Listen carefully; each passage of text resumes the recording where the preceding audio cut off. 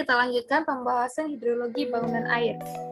Baiklah, anggota dari kelompok kami yaitu saya sendiri, Diandri Febi Anissa, dan Rizky Ramadan.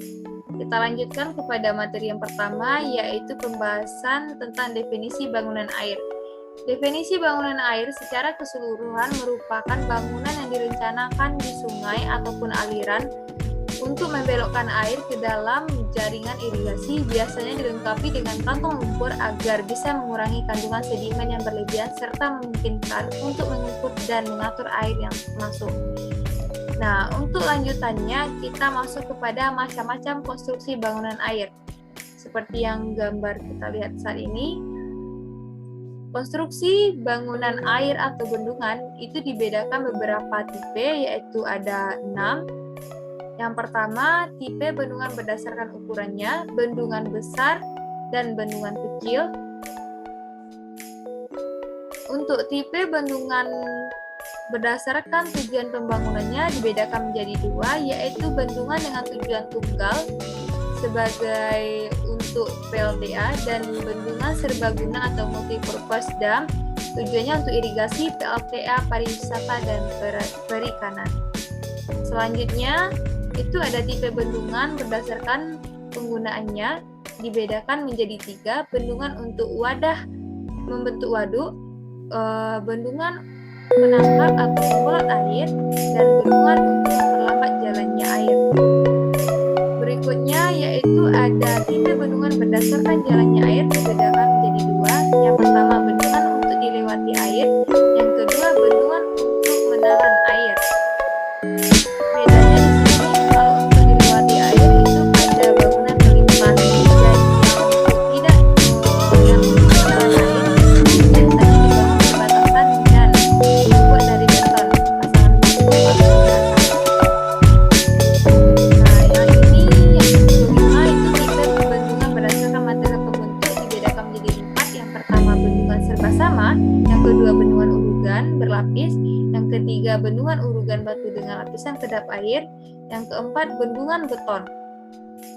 Yang terakhir yaitu tipe bendungan berdasarkan fungsinya. Yang pertama ada bendungan penggelak pendahulu, yang kedua bendungan penggelak, yang ketiga bendungan utama, yang keempat bendungan high level dam, yang kelima itu bendungan di tempat rendah, bendungan yang keenam itu ada tanggul, yang ketujuh ada bendungan limbah industri, yang kedelapan ada bendungan tambang.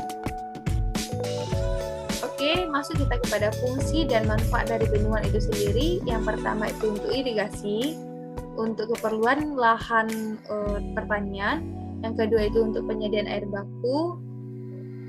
Yang ketiga itu ada sebagai PLTA, untuk penggerak atau pemutar turbin. Yang keempat itu ada pengendali banjir. Yang kelima itu ada perikanan. Yang keenam itu ada pariwisata seperti tempat para atlet olahraga. Nah, ini merupakan gambar-gambar dari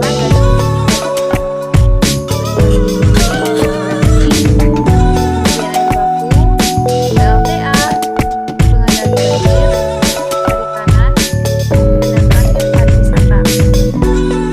Nah, untuk perencanaan bendungan itu sendiri, itu kita bisa memakai beberapa rumus. Yang pertama itu ada stability calculation, gunanya untuk mengetahui jenis tanah yang kita pakai atau CBR tanahnya yang akan kita bangun sebagai tempat bendungan. Itu ada rumus debit, waktu, dan volume. Dan yang terakhir itu untuk rumus perencanaan bendung, tinggi air sebelum pembendungan. Persamaan ini digunakan sebagai rumus yang di samping, itu sama dengan Q atau debit aliran sama dengan P per A. P per A yaitu kecepatan aliran dikali dengan luas tampang basah sungai. Untuk rumus ini teman-teman bisa dapatkan dari buku hidrologi itu sendiri. Oke, mungkin hanya itu yang dapat saya sampaikan. Salah dan jangannya saya mohon maaf. Setelah ini teman-teman bisa menyaksikan video kunjungan saya ke bendungan Gunung Nago yang ada di Padang, Sumatera Barat. Terima kasih.